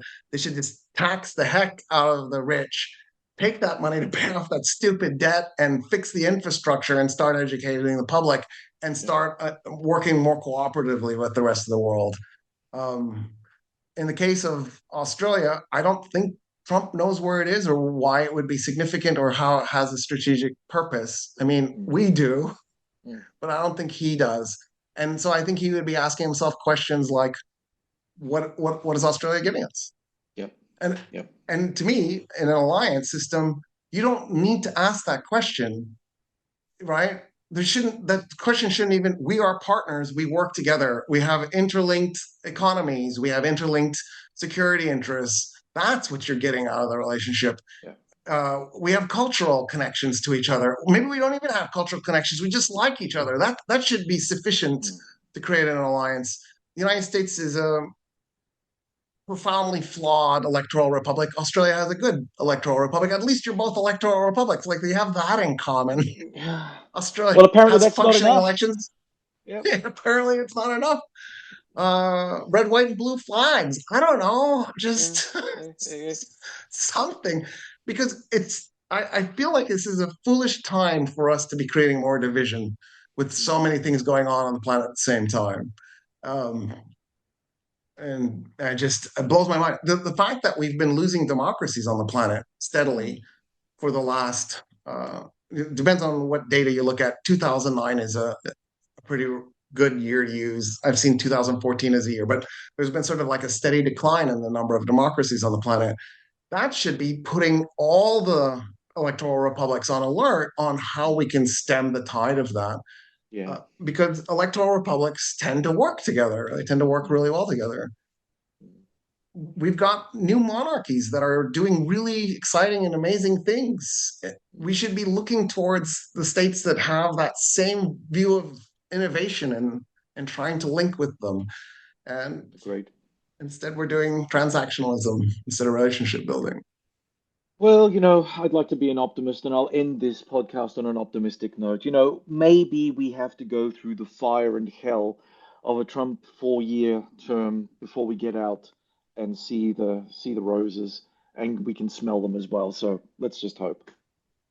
So that's actually what I just told a group of youth that I met with in here in UAE. They were Model United Nations. I said, look, this next 4 years is going to be hard. Mm. My hope is on the other side, we will be able to imagine a better world and that Yeah. we will set up the networks to start working together and thinking about how to create that new world, and Mm. that Trump will sort of push us to do it. Yeah. And maybe this is what we needed. Maybe we were too complacent, watching, too much entertainment and not paying attention to the world enough. I hope that's true. Mm. There's a part of me that does believe it, but there's a part of me that's like, well, I don't know. I think this ship just might sink. Roy Casagranda, thank you very much for joining us again on our first episode for 2025 on The Focus. Thank you so much for having me. No worries. From Dubai, UAE, that was Dr. Roy Casagranda. Thank you for joining me, John Bruni, for today's episode with Roy Casagranda. Check out the links in our show notes to learn more about Roy and connect with him on social media. Now for questions for our audience. How do you think the second Trump presidency will impact US immigration policies? What are the likely impacts on the US economy and social cohesion? Given Trump's stance on NATO and transatlantic relations more broadly, do you believe his approach strengthens or weakens the Western alliance in the face of global threats? How should the US handle its involvement in the Russia-Ukraine war? Would a Trump-enforced ceasefire be a Ukrainian defeat or a Russian victory, or both? Can Trump's Middle Eastern plans for Gaza and the Palestinian people who have called this territory home succeed, or will it just bring about more misery and violence to the Middle East? Let us know in the comments section below. If you enjoyed this podcast, please subscribe to our YouTube channel. It's a free way to support us. You can also subscribe to the podcast on the Auscast Network, iTunes, and Spotify, where we would appreciate your 5-star reviews. Do you have any comments or questions about the podcast? Post them in the comments section on YouTube, and I'll do my best to respond to as many as I can. My thanks as ever to the producers of the podcast, Malcolm Hughes and Neil Smart. Please stay connected with us on social media. Follow me on X at BruniDoctor, and follow The Focus on X at @thefocus_sage. From Adelaide, South Australia, you've been listening to The Focus.